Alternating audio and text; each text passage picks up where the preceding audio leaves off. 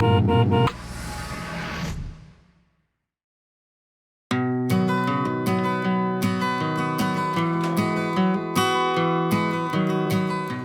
O'Keefe is baked by Susan.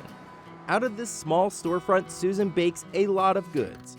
Her popular products found not just here, but supermarkets and specialty shops throughout Westchester and beyond. And today we're shining a spotlight on Susan's brownies. Let's go into the kitchen to see how she makes this signature dish.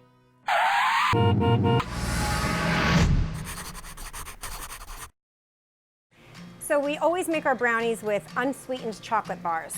And we melt them over a double boiler with unsweetened, unsalted butter.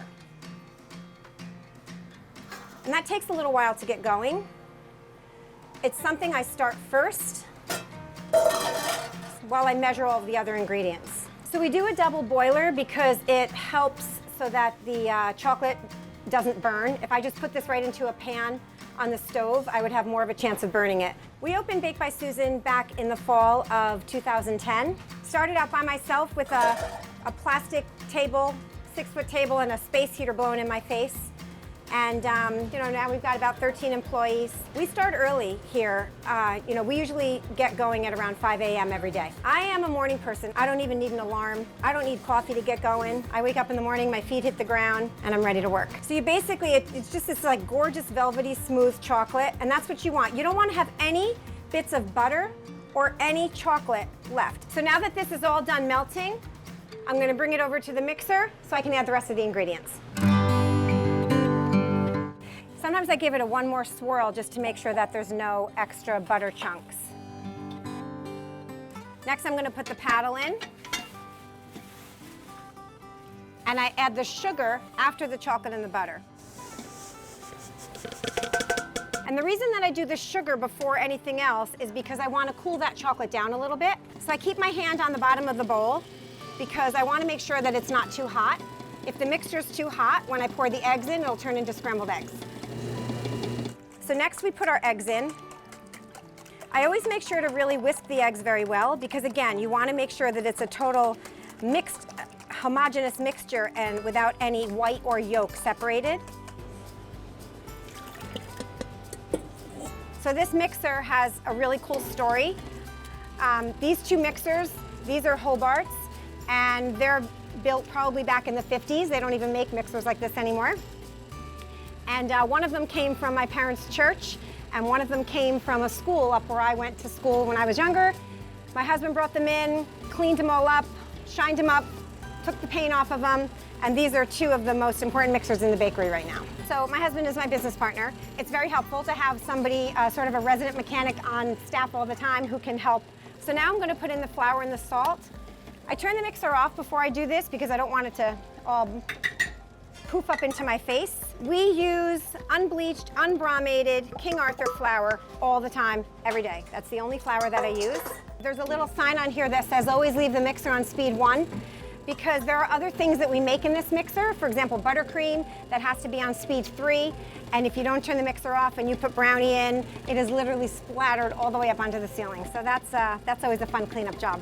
So this is a brownie recipe that I have made for my entire life. It was probably the first thing I was ever even allowed to bake when I was living at home. Growing up, we always had walnuts in it. We've decided to kind of mix it up a little bit. Right now, the one that I'm making today is going to have semi-sweet chocolate chips. And I do these little micro chips because I find that it's easier to cut the brownie once it's cool. The chocolate chips I can pour in when the mixer is mixing. It's mostly, when the flour and things like that we don't want to have spoof all over. But the chocolate chips won't go anywhere. They'll just mix right in beautifully. So I'm going to turn the mixer off and do another scrape down. I'm going to give it one more mix. Looks beautiful. So now we're going to take this gorgeous brownie mixture and we're going to put it into a sheet pan. I always line the pan with parchment paper just because it helps so that the product doesn't stick, and I would always recommend that you use parchment paper when you're baking. And then I'm going to put it into the oven. It's going to cook at about 350 degrees for about 25 minutes, 30 minutes. One of the things about brownies is that it's sort of okay to underbake them. They're going to come out of the oven, and when they cool off, I'm going to have a special guest who's going to be here to help me cut the brownies. Now I wanted to introduce you to one of my all-star employees, my baking inspiration and my everyday role model, my mother, Barbara. So this is a really cool tool. My husband actually manufactured this when he saw us trying to cut the brownies and struggling with it. It's just kind of a roller, and it helps me get all of the brownies into the same size. I made this pan of brownies, not this particular pan of brownies, but the same recipe when Susan's dad was in college. We were not even married.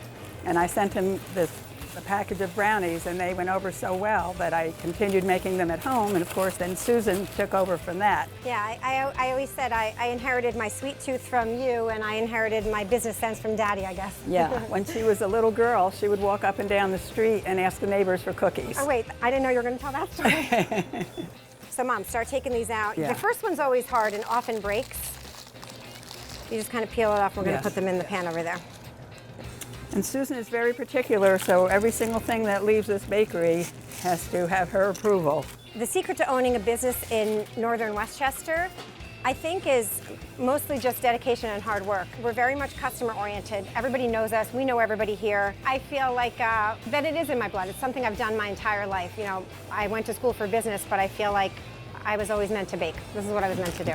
Hi, my name is Susan O'Keefe, owner and head baker of Baked by Susan Bakery in Croton-on-Hudson.